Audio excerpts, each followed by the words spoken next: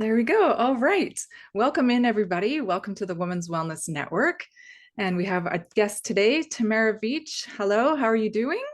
Hey, I'm doing great. Thanks for having me, and Tammy. Awesome. So nice to have you here. Now, I just called you Tamara Veitch because I know you as that in my life many, many years ago, but I think you go as DeFazio still, do you not? I don't. I Oh, don't. there I you go. never that's my husband's last name. And when he asked me to marry him, he said, "Will you change your last name?" And I said, "No." And he said, "Well, then why should we get married? I'm not getting married." And so I went, "Well, if it really matters to you, I will." And long story short, we've been together 16 years, married six, married nine, and I never changed my name, but on Facebook I did. Okay, okay. And what about in your book? Because you're an author. Is it Tamara Yeah, Veitch there too? it's Tamara Beach, and I actually wrote it with my husband. We're co-authors on the series. It's the One Great Year series. The first book is called The Emissary. The second book is called The Emerald Tablet. The third book is and has been coming for quite a few years. We get a lot. We're really fortunate. We did really well with the first two books, and there's fans that have just been super uber patient waiting. But the third, yeah, I know, thank you. The third book is still in the can. It's still nearly done. But it's not the time. It's not the time to release it yet. And when that time comes and when the publishing opportunities are what they need to be, then it'll happen. And we love you guys for anybody that has read the One Great Year series. We love you for it, and we're still living the conscious life, trying to learn as much as we can and fill the books with as much as we can in an entertaining way. Hmm. Well, they're So that's fabulous. It's a fabulous series. I love it. thank It's so unusual. It's done in a different way. It's done, I think, with today's way things are going, it would be like it's perfect. Like you guys were a little bit ahead of the curve, I believe. Well, we released the first edition of the book back in 2012, and it talks about a global pandemic, um, a, a lot of civil war-ish things happening in the planet, and just some of the chaos that we've seen is almost word for word. Mm. Um, our characters are the emissaries, and the emissaries are those people who are embracing consciousness. And when I say consciousness, I'm talking about being soul aware, being aware of that piece of you that is not just this meat suit, this that part of us that is a higher being and is connected to the collective, and that connects us to absolutely everyone and everything on the planet. So when we talk about that, the illusion of separation that we experience on this planet, it doesn't have the same meaning anymore. And we and just before we went on air, Tammy and I were talking about how the world today is pretty chaotic, and the sense of anxiety and depression and lack of focus and lack of purpose and just feeling lost is universally being expressed. It's really being expressed by the younger generation. I have three kids, 17, 21, 23. Their friends, a lot of them are trying to figure out what is the point, and as I don't have an answer for that, but I continually turn to, we are souls. We are here to learn. We are here to remember that we are souls. I don't know how that breaks down for everybody or what brilliance that I can offer, but you're on a journey, and everything that you find along the way, there is no coincidence. I'm not even letting you ask questions. I just That's like okay. bank. I've been waiting to, know more about your book and stuff. So yeah, just keep talking, Yeah. girl. Yeah. So I relate to the book because you have a red emissary, and in my mind, I'm always that person. Since I read the book in 2013, when I was going through cancer at that time, and it was brilliant. It was enthralling, and it was interesting, and it was so different from, well, nowadays the world is kind of going towards, how the book relates with society and humanity. But it was just so interesting, and yes, I loved every second of it, and I can't wait for the third one to come out because I need to Thank get you. in there too. Well, the Great Year, it's based on ancient knowledge that was shared in over 32 ancient civilizations. And that's the idea that the ages cycle, and that there's times where we are in a golden age and that we're very close to consciousness, that we really get it, that there's peace, that there's telepathy, that there's understanding. And then we go into different ages, and they are described in the Indian Vedic texts, and the Mayan calendar is what this is all about. And that kind of calendar is all over the world. So basically, the idea is we go from the golden age, which is full enlightenment, into the silver age, the bronze age, and the dark age. And according to the calendar, we are just coming out of the dark age. So all of our dark age systems have to fall away. Our school system, our monetary system, our hospital and healthcare system, and what we've been relying on and believing in. You've been through cancer. I've been through cancer. Where did that cancer come from? Let's talk about preventing it. Let's talk about the energy that goes into creating it, the energy and the stuff that creates that toxin in our bodies and our food system. Like all that stuff has to fall away for more enlightenment, more peace, more oneness to be created. And there will always be forces that fight against that ascension and that don't want oneness. And that's what the book series is about. It's the emissaries versus the adversaries, that struggle to ascend into enlightenment without, the thing I like about it is I don't think it's airy-fairy. No. I don't think that it's very grounded, and the people, it was really important to Rennie and I that our characters, that our people felt like they felt like me.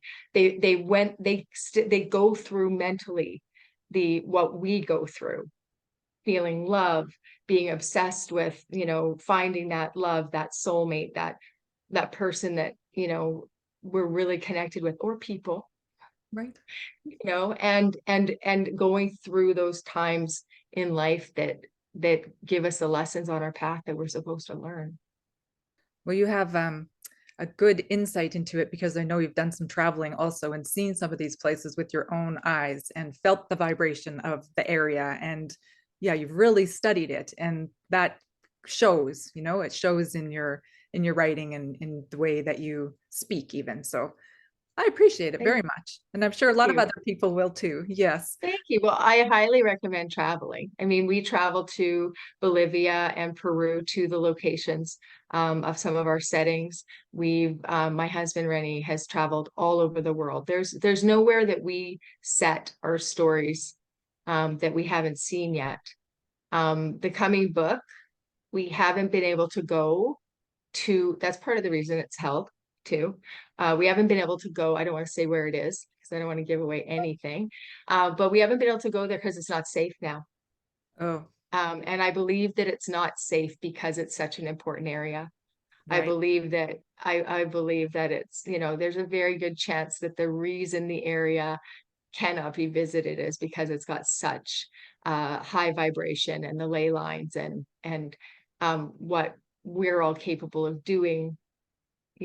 I mean, you look around in the world, and making travel unsafe or unlikely, it continues to separate us. Oh, So COVID, kill off as many people as you can.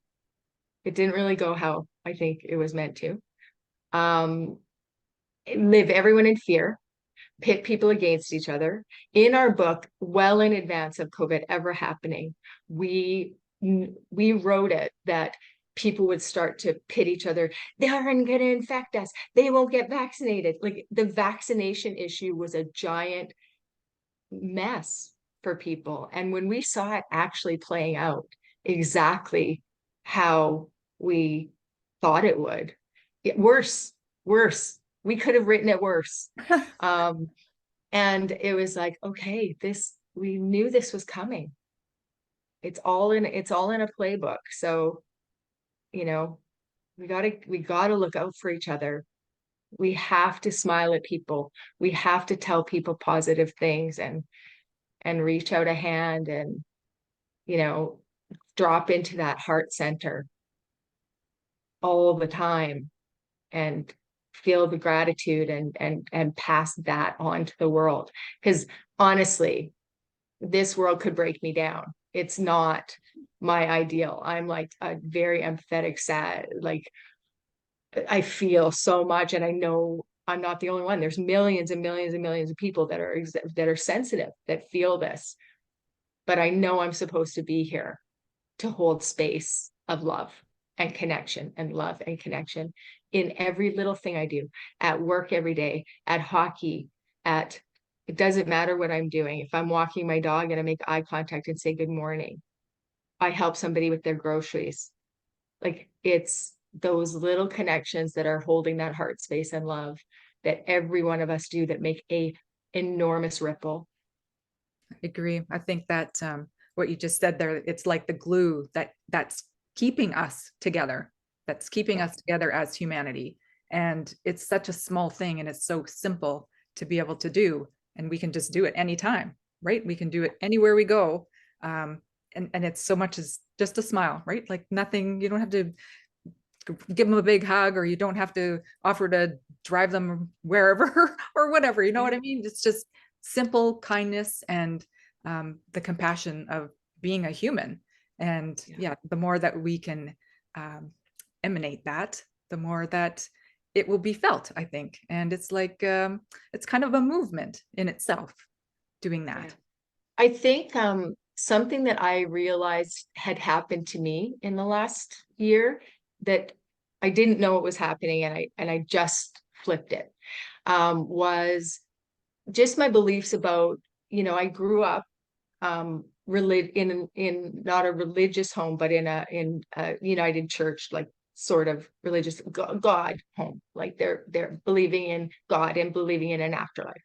But I questioned it always. I learned about every religion and thought, are you right? Are you right? Are you right? And then in my 20s, I went, okay, nobody's right because they all hate the other ones or they all think they're right over the other ones. So there's somewhere in between. There's something in between. But what I realized in the last year was by moving into my beliefs about consciousness in the universe, I started taking God out of it. I had taken God out of it. I had taken using the word God. And it was always blessings, you know, best from the universe. Da da da. I realized that by taking the idea that that I mattered got lost. That loving one-to-one importance and connection got lost.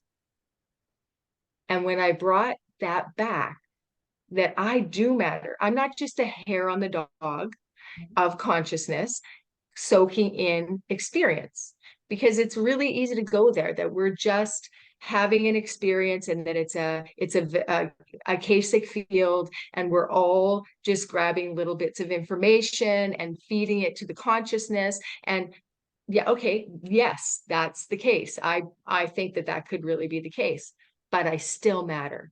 Mm-hmm. I am loved. I am pure love myself. And if I remember that, and I know that I matter, and I know if I ask for help, that help is available to me, that help will come, that support is always there. That I don't know how to explain that. Just I kind of had just recently lost that little piece. And it's so comforting to be back in that zone. Yeah, that little mustard seed of faith, right? That keeps it's in the Yeah. heart. Yeah. Yeah, yeah. And surrender. I mean, it helps you with surrender, right? The minute if I feel anxious, like I'm working now, I went from being an author and being quite like an at-home mom, um, writing and doing an event, like just some event painting and mural painting. But I went back to university and I got a HR management certification from SFU because, I had never done that corporate fulfillment of my potential. I need to, like, I felt like not enough. Right. I seriously, you have an author, a book series that was your dream your whole life, and you still feel like not enough. So this story that we all tell ourselves is just bullshit. Totally it is. But I went back to school and I had to earn and I had to, and then that gave me, I had cancer. So right in the middle of that, I found out that I had throat cancer. And I was shocked. I mean, the doctor was shocked. When I saw something on my tonsil, the doctor in the back room at the clinic said, tumor on her tonsil on the phone. And I went, like, what? At this point, I'm 53. Yeah, I was 52, 53. And my kids had just lost their dad 2 years earlier to suicide. Um, and I thought, well, I'm glad it's me. I'm glad I'm the one with cancer because I'm okay. And I know that cancer is bad energy that I've let fester in my throat by not speaking my truth Mm. and not being my authentic self and holding my emotions as not valid. So it was a weirdly grateful, incredibly grateful time for me. I went through the pain of it. Um, and then I went through the pain of it again because I found out after my first surgery in 2021, 2 months later, I had to go back in and have another one. But then I went back to school and I finished my schooling that September. I got the second surgery was in June. In September, I went back. I finished my schooling. I got the universe provided. Mhm. I got contacted, headhunted right after I finished and got offered the job that I wanted. And But that then the job. anxiety came. Then the anxiety came. Then, I was a super pleaser, had to do it all perfect. Did it for 1 year for a nonprofit. I was a fundraiser event planner. I love the people I work with. They are the best kind of people on the planet. We work with kids with extra needs and autism and get them and their families all the services that they could want, that they could need. But I have to raise funds because the government and our funding is in just as much trouble as the rest of the economy. But after a year, I was overwhelmed. It was too big, but I had learned by now you get what you ask for. I need to value myself. So, all of you young people out there, all you need to value yourself, sit down, make a pros and cons list, prove yourself, do a good job, be reliable, but when you make yourself valuable, you also can ask for what you need. I went and asked for what I need. I'm now working 3 days a week as just the event planner. I'm not doing all of the jobs that I was doing. I have a couple giant events coming up, but I also started my event planning business again, my decorating business. And I love painting. I love creating. I love building sets. And I've got 4 or 5 sets for event rentals like Harry Potter and Summer Roses and Paris and all the stuff I love, and they're ready to go. So I'm pretty stoked. That's a big change, not creatively, because it's creative is you're always going to be creative. Um, but from being a stay-at-home author and writing and just hanging out in your home to getting out in the Yeah. world and helping other people and really showcasing your talent because like you're amazing at that stuff, event planning and like the painting and all those things, right? This is the thing. If we definitely go out there and try some stuff, but the thing that calls you in your heart, that's the thing that's the thing that's going to keep you in wellness and in wholeness, because it lights you up, it lifts you up. And you can see that in your face, even from when I talked to you, like, I don't know how long ago that was, 3 weeks ago even. You've even got more vibrance to you. So whatever you're doing, keep doing it. Thank you. So, it's funny because I just feel like if we can impart to anybody, we know the world is going to change. We know that, but you can change too. Like, whatever, I am not any of the roles I play. The only one that I find that a work in progress to really get is the mom role, because it's so much who I am. But my job roles, the author role, I mean, when you asked me to do the interview, and I go, oh, I just don't know what we'll talk about. Like, I haven't shut up, but I was like, I just don't know what we'll talk about. And you're like, well, you've got the book series. Oh yeah, but that's like, That's so and last there, year. yeah, and but okay. So about the book series, one thing I want to share, because somebody out there may be the right person. Oh, yes. Um, Please share. we are my fabulous partner is full on in the book series still, always.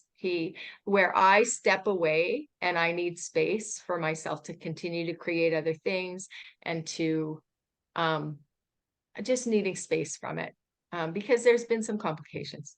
Like, I don't know how much we can say, but some of the publishing side of it has been devastatingly um, uh, not where we wanted it to be. Right. We've been super disappointed. But my fabulous husband, Rennie, has continued to work on it, continued to go with it, to hold that space for us to keep it moving. And he has been working for the last 6 months on the graphic novel. So to take the original series and to put it in a new form to a new audience, in a brand new way. And we will be at a point in the next while that we need a graphic artist, because we own the rights to the graphic novel. We could go hard with this. We've had opportunities for TV options, for series. We've been pitched, but we can't get big. We can't have a big voice the until we have the published sales that Hollywood that they're looking for. But we can do that with a graphic novel. So there is a new giant roadway that we are traveling up right now that's super timely and exciting. Very exciting. Seriously, I've got goosebumps. Yeah, Like, yeah. So if there's anyone out there who's a graphic novelist who is a talented artist and would like to be in a grassroots already successful series that needs to go bigger, that has no budget, because I just told you we're normal working humans, that reach out for sure. absolutely. You hear that, Women's Wellness Network? Reach out. Notes. Yep. Reach out, put in the comments, tell your friends, spread it around. That's what we're doing here on the Women's Wellness Network, right? We're helping each other. We're finding things that we can do to improve ourselves. We're finding things that we can do to forward somebody else's mission. Yeah, that's what it's all about. I think we're reaching out and lending hands, and with an open heart. And yeah, somewhere, somehow, I think somebody's gonna come across this. And I think that's what's happening with the universe, and why it's taking a little longer for you, because the right pieces haven't clicked together yet. And that's it. And they will Yeah. come. They Yeah. always do, Well, right? it's funny because Rennie said, like, he's working on the graphic, and he said, everything that I have done up until now has led me to be able to do what I'm creating right now. Like, I had to learn all these other things to be able to create this. And that is how it works. And everything is always in its perfect time. And that's also a faith. move. And that's also a surrender move. And you can't that like to de-escalate anxiety and feeling that lost feeling, if you can go back to the surrender and you can go back to that, stay in the moment, don't look forward. Oh, if it doesn't happen to where I'm still going to be doing this in 2 years. No, you don't know anything. Right. Do plan, do make steps, do um isolate what's going right in your life and what's going wrong, what needs to change. Everything's going to change anyways. You can't freeze anything. So you might as well change the crap. You might as well get rid of the stuff that you really isn't working for you.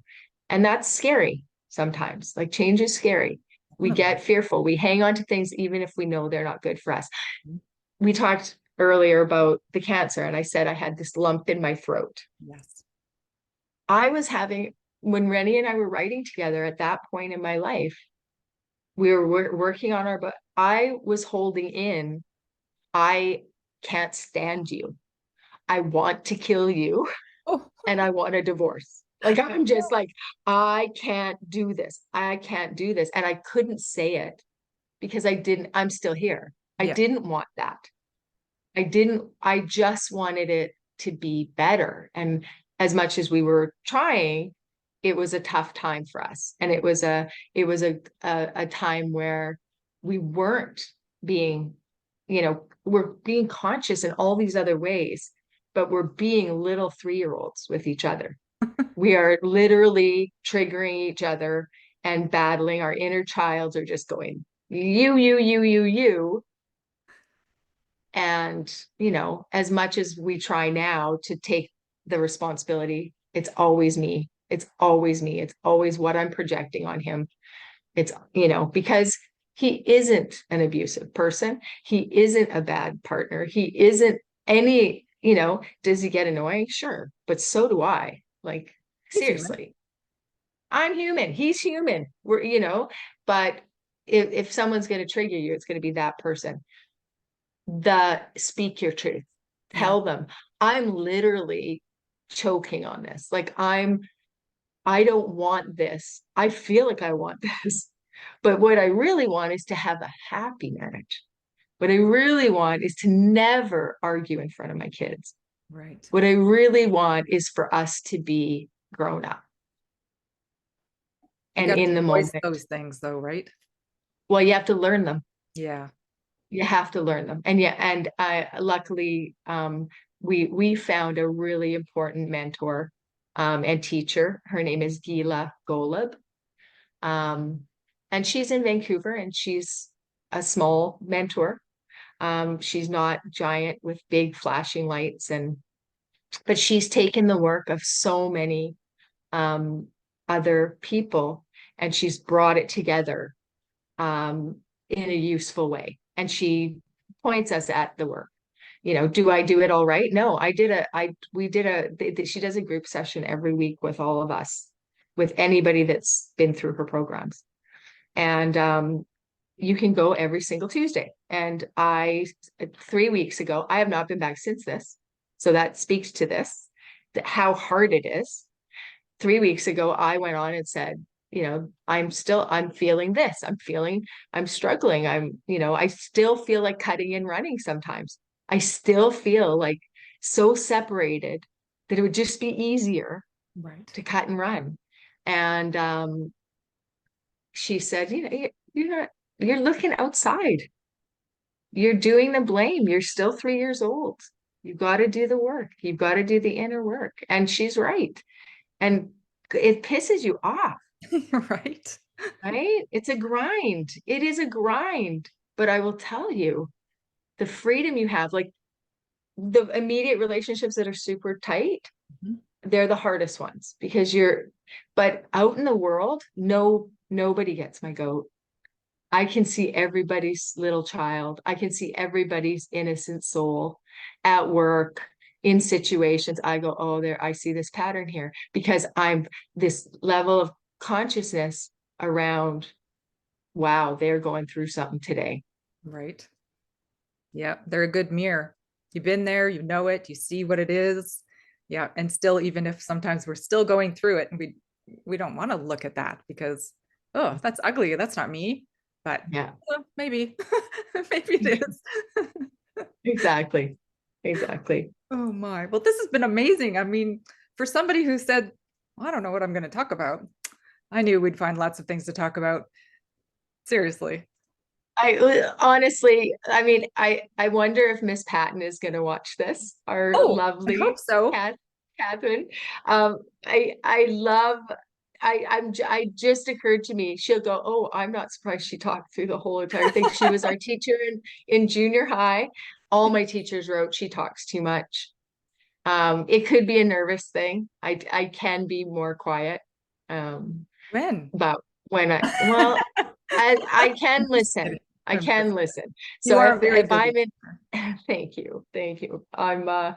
If I'm not in the listening role, if I feel like there's a little bit of pressure to keep everything moving, that's also a pressure. I don't know if I to make other people comfortable. I did this awesome retreat, yoga retreat, and I had to, as one of my practices, I was allowed to be silent for hours. And it wasn't until I did that that I realized the enormous weight I had on myself to make everybody else comfortable all the time, Mhm. to make sure that there was flow and ease and laughs and, that everybody knew each other and that nobody, every awkward silence, I would ask somebody, oh, and what do you like? It was such a relief. Yeah, because you gave yourself permission to not have to do it anymore, right? Well, I realized that I was the only one who wasn't giving me permission Mm, to not have to do it all the time. yeah. It's not my job Nope. in the world. It's not my job. And sometimes out in the world, like standing around with hockey parents, I don't really, if I'm with people I don't really know, I'll feel that urgency to, like, when there's really awkward silences and people are like, oh, my God. I'll feel the need and I'll make myself not talk. I know I could fill this. I know I could soften this. It's not my job. I remind myself, this is not your job. You don't have to make everybody feel better all the time. Just see where this goes. Right? Sometimes companionable silence is good, or it's a moment of integration, right? We're just thinking about what we're going to say or what the other person has said. So yeah, that's beautiful to be able to notice that that's a thing for you. Well, and what I've noticed with it is the people that are less quick, the people that are more reticent to speak or more introverted get more airtime Mm, because they'll give it up. They will give it up to the outgoing chatterboxes. And if I just shut the F up, I get a lot of really good stuff from other people. And that's a journey for me. And that, like, my shame, I've got shame right now. oh, So being just the self-awareness too of noticing, right? Being conscious of, I have shame that I'm a chatterbox. I have shame that like, instead of feeling good about this interview, my ego, my shame is going to want to go, oh, you just, no, you're just awesome. And that's it.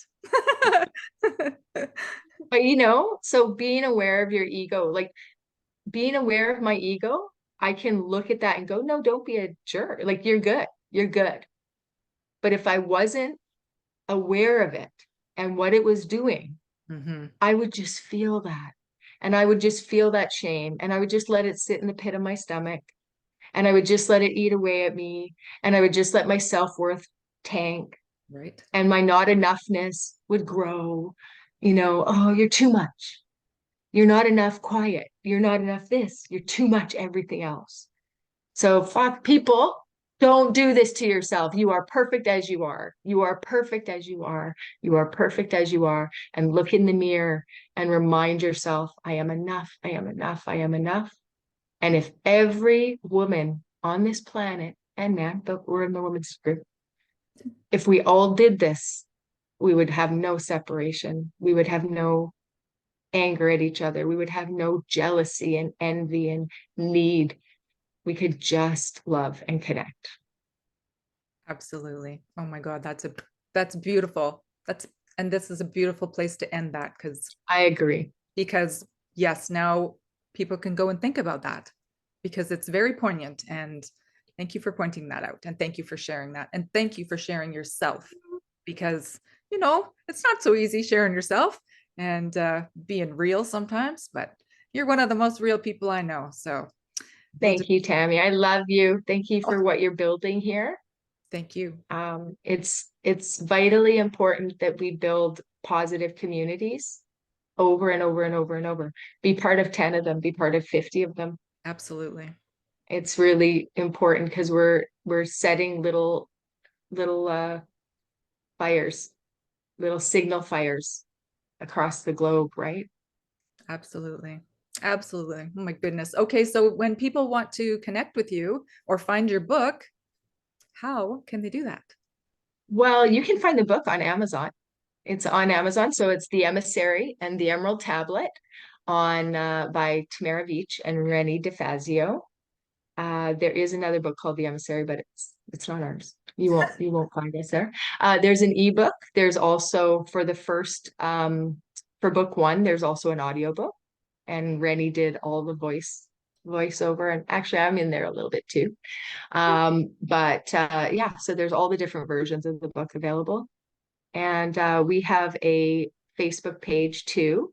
One Great Year Facebook page. And yeah, Okay, I we'll make hope sure we I put hope those we'll in the see some of you. comments. Yep, Thank definitely. you. Well, reading and getting yourself lost in another space and time is beautiful. And yeah, it's very interesting. Check out our book. It's very interesting. Thank you. Thank you. Thank you. Thank you, everybody. Yes, thank you everybody for watching Women's Wellness Network. You are amazing, and we will see you again tomorrow. Until then, be well.